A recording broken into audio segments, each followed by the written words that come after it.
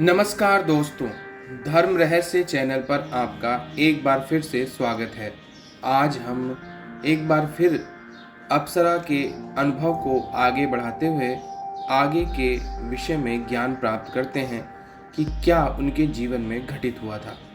तो चलिए शुरू करते हैं आज के इस अनुभव को ईमेल पत्र के माध्यम से पढ़ना। जय श्री गुरुदेव। प्रणाम गुरुजी। जय श्री कृष्णा। अप्सरा प्रत्यक्षीकरण और गुरु दर्शन। गुरुजी, जैसे मेरी आंखों में बूंद पड़ी, मैं आंखें बंद कर लिया और जब आंखें खुली तो देखा कि वह सब दृश्य गायब था और पुनः अंधेरा छा गया था और मुझे कुछ नहीं दिख रहा था। तब पुनः एक मधुर आवाज करती हुई पायल की आवाज सुनाई दे रही थी, लेकिन अंधेरे के कारण कुछ दिखाई नहीं दे रहा था। मैं घेरे से बाहर नहीं निकल सकता था क्योंकि इतना घटना घटने के कारण मैं चुपचाप बैठा रहा और उस देवी अप्सरा के बारे में सोचता रहा। जब पायल की आवाज सुनाई दी तो मैं खुश हुआ और लगता है जैसे देवी आ गई है, और फिर सोचने लगा कि भगवान बजरंग बली से इस अप्सरा देवी के बारे में तो पूछना ही भूल गया था, लेकिन यह सोचकर खुश था कि इस अप्सरा के कारण तो कम से कम उनका दर्शन हुआ है। इसलिए यह बात यहीं पर ख़त्म कर दी और आगे बार बार अंधेरे में देखने लगा कि वह देवी कहाँ है। आवाज़ आ रही थी पर वह दिखाई नहीं दे रही थी। तब कुछ देर बाद आगे देखा कि एक औरत हाथ में मोमबत्ती लेकर मेरे पास आ रही है। उसके पायल से वही मधुर ध्वनि और पैरों में चमकते हुए हीरे मोती बंधे थे। इस समय उस पायल की रोशनी कम थी और वह स्त्री मेरे पास जब आई और मोमबत्ती आगे की तो क्या देखा कि सफ़ेद कुची जैसे चुस्त कपड़े पहने हुए थी और तरह तरह के उसके अंग अंग में सोने बंधे थे और चांदी जैसी चमकदार दोनों पैरों में पायल, कमरबंद, हार आदि। उसका पूरा कपड़ा सफ़ेद था। बाल खुले हुए थे। बाल उसके कमर से थोड़ा नीचे तक थे। दोनों हाथ में मोमबत्ती लेकर खड़ी थी और मेरे सामने।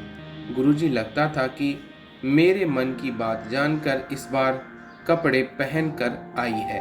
उसका शरीर का रंग मोमबत्ती रोशनी के कारण रंग थोड़ा सा अलग दिख रहा था, लेकिन उसका पूरा शरीर गौर वर्ण में था, कुछ सफ़ेद कुछ लालिमा लिए हुए। गुरुजी, कपड़े उसी तरह के थे जैसे आप पहले भूनिधि योगिनी वीडियो में एक स्त्री के चित्र नृत्य की दशा में लोड कर रहे थे, उसी तरह के सफ़ेद रंग था। अब वह मुझे देखकर मुस्कुरा दी। मैं तो उस समय कुछ बोल ही नहीं पा रहा था कि क्या बोलूं, बस प्रणाम किया और चुप हो गया। तब वह बोली कि आप मुझे पहचाने मैं कौन हूँ। मैं बोलना शुरू किया कि आप अप्सरा देवी हो। तब वह बोली नहीं। मैं सोचने लगा और पूछा कि आप कौन हो। तब वह मुस्कुराते हुए बोली, आप मुझे घेरे के अंदर नहीं बुलाएंगे?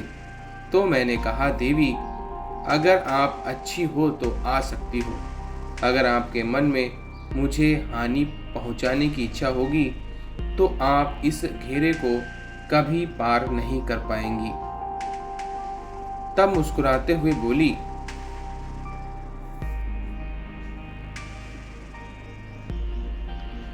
मैं कौन हूँ? आप मुझे आज्ञा दें अंदर आने के लिए, तब मैं सब कुछ बता दूंगी। और मैंने कहा, ठीक है, अगर आप अच्छी हो तो आ सकती हो। तब वह धीरे धीरे पैर अंदर रखकर आ गई और घेरे के अंदर। तब मेरे मन में शांति आई। अब वह क्या कि बैठ गई और मेरे सिर को अपने दाएं जंघे पर रखकर सहलाने लगी और उसी समय मुझे ऐसा लगा जैसे मेरे पर ममता की प्यास बुझ गई हो और मुझे बहुत अच्छा लगा। और मैं बोला, आप कौन हो और मैं आपको आज से माता कहकर बुलाऊंगा। तब उसने अपना हाथ मेरे मुख पर रखकर बोली, नहीं, मैं आपकी कौन हूँ बताती हूँ। मैं महाकर्ण पिशाचिनी हूँ। इतना सुनकर उसकी गोद से उठकर मैं खड़ा हो गया। तब वह बोली, डरो मत, मैं आपको मारने नहीं आई हूँ। तब मैं बोला कि मैं भूत, प्रेत, पिशाच, पिशाचिनी, डाकिनी, शाकिनी को जानता हूँ। सप्तशती कवच में इनके बारे में पूरी तरह से बताया गया है, पर मैं महाकर्ण पिशाचिनी का नाम अभी तक नहीं सुना और ना ही जानता हूँ। तब बोली कि बैठो, मैं सब कुछ बताती हूँ। मैं सभी भूत, प्रेत, पिशाच, पिशाचिनी की रानी हूँ और कुछ भी करने की क्षमता है मुझ में। इतना कहकर बोली कि आपने अगले जन्म में मुझे पाने के लिए मेरी साधना बहुत कठिन तरीके से की थी और मैं उस जन्म में आपको दर्शन देकर बहुत सारे वर भी दी थी। जब आपकी मृत्यु हुई तो आपको मैं अपने लोक में लेकर चली गई और आप वहाँ के राजा थे और मैं रानी थी। बहुत लंबे समय तक तुम मेरे पास रहकर मेरा सौभाग्य बढ़ा रहे थे। मुझे हर कोई सिद्ध नहीं कर पाता है, इसलिए मैं तुम्हें खोना नहीं चाहती थी। परंतु एक दिन आपका जन्म लेने की सूचना मुझे प्राप्त हुई और मैं जब देखी तो आपको रोकना मेरे बस में नहीं था। जैसे ही आप उस शरीर को छोड़कर माँ के गर्भ में प्रवेश करने चले गए, उसी समय मैं भी आपके जीवात्मा के साथ गर्भ में प्रवेश कर गई और सुप्ता अवस्था में रहने लगी। और कब आपका जन्म हुआ मैं नहीं जानती। तब तुम गुरु मंत्र अनुष्ठान कर रहे थे तो मैं जागृत अवस्था में आने लगी, लेकिन मैं उस समय प्रत्यक्ष नहीं हो पा रही थी क्योंकि आपके गुरु मंत्र की शक्ति मुझे प्रत्यक्ष होने से रोक देती थी और मैं कुछ भी नहीं कर सकती थी। जब आप अप्सरा साधना प्रत्यक्षीकरण करने का निर्णय लिए तब मुझे यहाँ से रास्ता दिखा और मैं बाहर आ गई प्रत्यक्ष रूप से और मैं यहाँ शमशान में आकर रहने लगी। अब यह शमशान आपके और मेरे लिए जागृत हो चुका है। इतना सुनकर मैं बोला कि इतनी शक्तिशाली हो तो रूप में प्रत्यक्ष क्यों नहीं आई। तब बोली कि आपने मेरी सिद्धि अगले जन्म में की थी और इस जन्म में आप जब तक मेरी साधना सिद्धि नहीं करोगे तब तक मैं केवल यहीं पर ही प्रत्यक्ष हो सकती हूँ। मैंने पूछा, ऐसा क्यों? वह बोली कि माँ भगवती भैरवी हमें वचन बांध कर रखी हैं कि जब तक कोई तुम्हारी साधना नहीं करेगा, जब तक तुम शमशान के जितने क्षेत्र दायरा आता है तुम वहां से आगे नहीं जा सकती हो। अगर आगे गई तो उसी समय दंड की अधिकारी बन जाओगी। इसलिए मैं यहाँ प्रत्यक्ष हो सकती थी क्योंकि यह सिद्धि अगले जन्म में आपका ही किया हुआ है। बस इस शमशान से बाहर जब तक नहीं जा सकती प्रत्यक्ष रूप से, तब तक आप मेरी साधना उस मंत्र से पुनः संपन्न नहीं कर लेते। तब मैंने बोला, कौन सा मंत्र? तब मंत्र उच्चारण करके बताई और तब मैं बोला, देवी इतना बड़ा मंत्र है मैं कैसे याद कर पाऊंगा।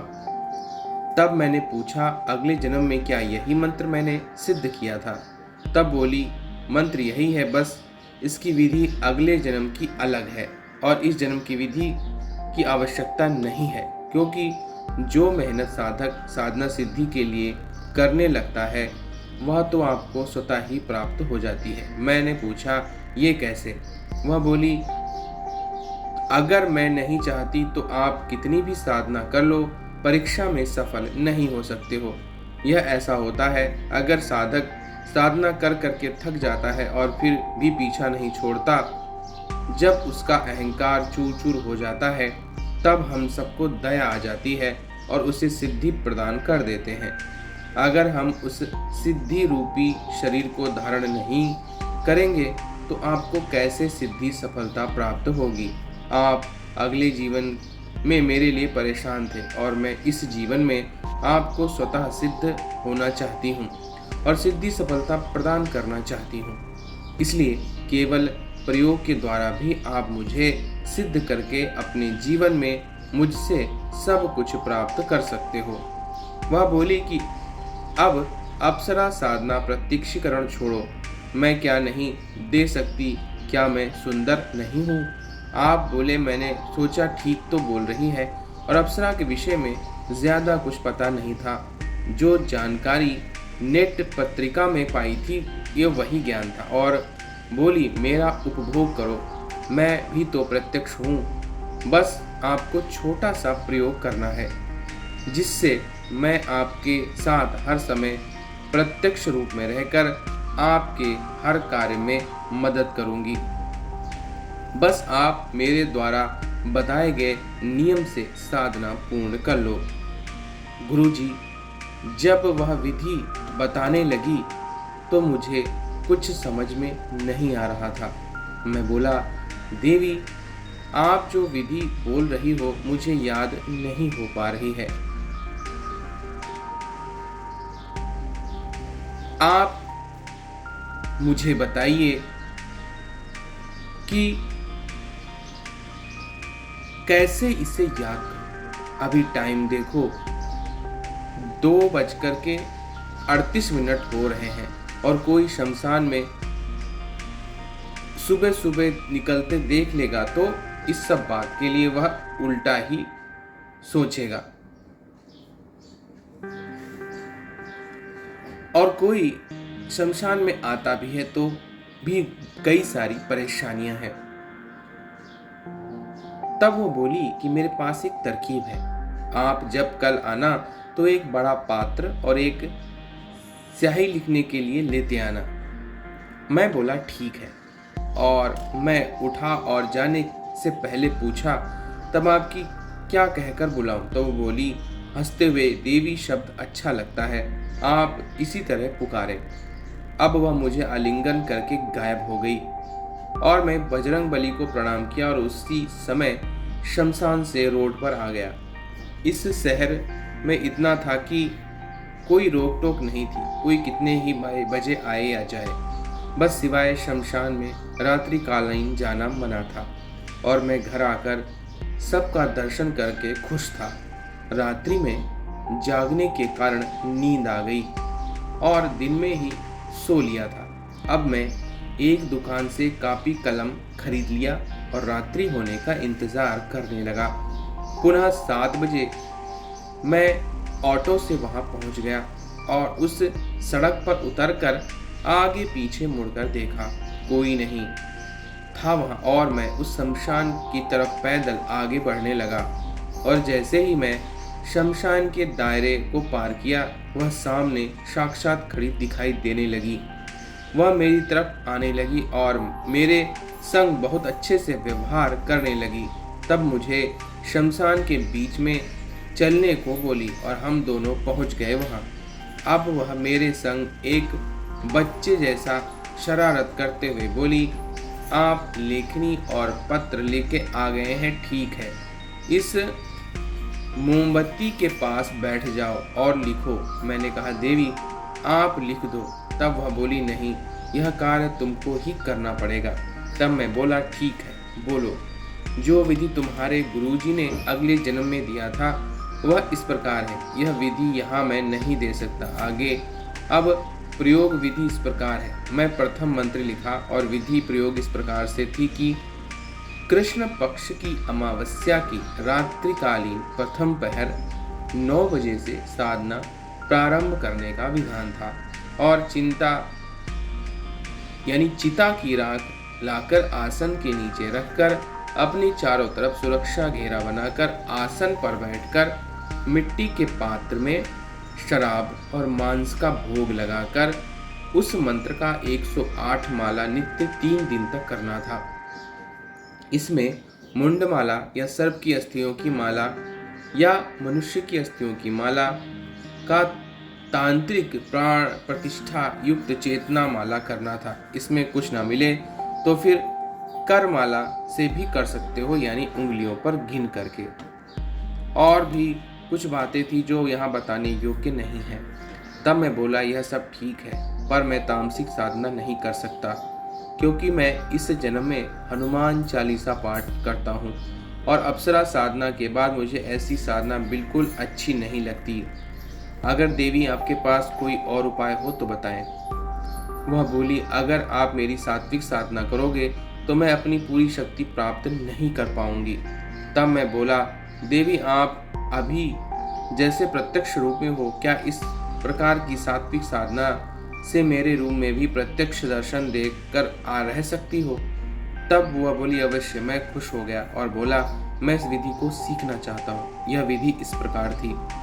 कृष्ण पक्ष की अमावस्या की रात्रि 11 बजे के बाद जितना दिन की साधना चले, उस दिन से आप केवल मौसमी और केला, दूध, फल खाकर अन्न आदि ना खाएं। उस दिन से दिन में ही स्नान कर ले और रात्रि में हाथ पैर मुंह धोकर साफ सुथरे काले रंग के वस्त्र धारण कर पश्चिम दिशा की तरफ मुख करके बैठें और शमशान से कुछ मुर्दा भस्म थोड़ा सा लेकर साधना काल में आसन के नीचे रख दें और शमशान की मिट्टी से बने दीपक को प्रज्वलित करना है और काले हकीक की माला से मंत्र का जाप करना है। नित्य 51 मंत्र माला जाप 11 दिन तक करना है। किस रूप में पाना है उसका संकल्प ले लें। गुरुजी, मैं यहाँ मंत्र और अगले जन्म की विधि नहीं बता सकता। किस विधि से अगले जन्म में सिद्ध किया था, इस जीवन में प्रयोग कैसे करना था, ऊपर मैं बता चुका हूँ अनुभव के माध्यम से। गुरुजी, और भी बहुत सारी जानकारी दी है पर यहाँ पर नहीं लिखा हूँ। अब मैं बोला, देवी मैं बाद में मंत्र याद कर लूँगा। तब बोली, अवश्य आप मंत्र याद करते रहें और नित्य अभ्यास बढ़ाते रहें, क्योंकि तुम्हारा नया जन्म लंबे समय के बाद नया शरीर मिला है, इसलिए तुम्हारी क्षमता सुप्त अवस्था में हो गई है। तुम इस मंत्र का अभ्यास करते रहो, धीरे धीरे जागृत अवस्था में पहले की क्षमता का विकास हो जाएगा। लेकिन तुम यहाँ जब तक आते रहोगे मुझसे मिलने के लिए, तब तक बोला, ठीक है, हफ्ते 2 हफ्ते बाद आ जाया करूँगा मिलने के लिए। तब वो बोली कि तुम जब यहाँ आना तो इस मंत्र से मेरा आवाहन करना, तब मैं प्रत्यक्ष हो जाऊंगी। गुरुजी, उसने बताई गई 11 बार इस मंत्र उच्चारण कर मेरा नाम लेके पुकारे हुए तो मैं आ जाऊंगी। तब आवाहन केवल शमशान में ही करना है। इतना कहकर मुझे अपने गले से उठाकर लगा ली और बोली कि चलो हम दोनों शमशान में सैर करते हैं। तब मोमबत्ती उठाकर घूमने चल दी। तब मैंने पूछा, देवी यह मोमबत्ती हवा में नहीं बुझता? तब वह बोली कि यह कोई साधारण अग्नि नहीं है, यह प्रकाश है, इसलिए इस पर हवा का कोई प्रभाव नहीं पड़ता। और इस प्रकार हम दोनों उस मुर्दा क्षेत्र में जा पहुँचे। यहाँ बहुत भारी एक शिला थी जो 7 से 8 फुट की, जो बहुत ऊंची लगती थी। देखने में ऊंचे पहाड़ जैसा एक छोटी जगह, वहीं पर शिला किसी चौकी की तरह इसे जमाया गया था और मृत्यु के बाद मुर्दे को यहीं पर स्नान कराया जाता था। हम दोनों हंसते खेलते हुए वहां पहुंचे और बोले, देखो कितना सुंदर है यह जगह, यह शिला, चलो यहीं पर हम सब बैठकर बातें करेंगे और रात्रि की आज तक यहीं पर काटेंगे। तब जाकर वह शिला पर बैठ गई और आगे क्या हुआ हम अगले भाग में जानेंगे। एक बात यहाँ बता दूं कि इस विधि से कोई अन्य कर्ण पिशाचनी साधना ना करे, क्योंकि उनका सिद्धि एक ही मंत्र से कई प्रकार से होती है और बिना गुरु के तो बिल्कुल भी ना करें ऐसी साधना। अगले जन्म की विधि यहाँ देना उचित नहीं है गुरुजी, क्योंकि वह शव साधना द्वारा यह सिद्धि मुझे प्राप्त हुआ था। अब आप समझ गए होंगे कि कितनी खतरनाक और रोमांचक रहा होगा उस समय मेरा अगला जीवन। गुरुजी, मैं अपना अगला जीवन इस आंखों से देखकर इस जीवन में कांप गया था। गुरुजी, एक और बात बताना चाहता हूँ कि जहाँ पर विराट रूप में प्रकट हुई थी, वहाँ पर उसका पैर थोड़ा सा धंस गया था, जो 1-2 वर्ष तक बना रहा और समय के साथ कच्ची मिट्टी होने के कारण बारिश होने से उस स्थान पर पानी के साथ मिट्टी पड़ने से लेविल हो गया था। लेकिन आज के समय में उस शमशान में एक देवी का छोटा मंदिर उसी स्थान पर बन चुका है। यह कैसे हुआ मुझे पता नहीं। अब आप सोच सकते हैं कि उसका वजन कितने टन का रहा होगा। प्रणाम गुरुजी, जय गुरुदेव। जय भगवान शिव, माँ पार्वती। तो देखिए यहाँ पर इन्होंने अपने जीवन में घटित हुई महातांत्रिक साधना, जिसे हम महाकर्ण पिशाचनी साधना के नाम से भी जानते हैं, उसके विषय में बताया है। तो अगर आज का वीडियो आपको पसंद आया है तो लाइक करें, शेयर करें, सब्सक्राइब करें। आपका दिन मंगलमय हो। धन्यवाद।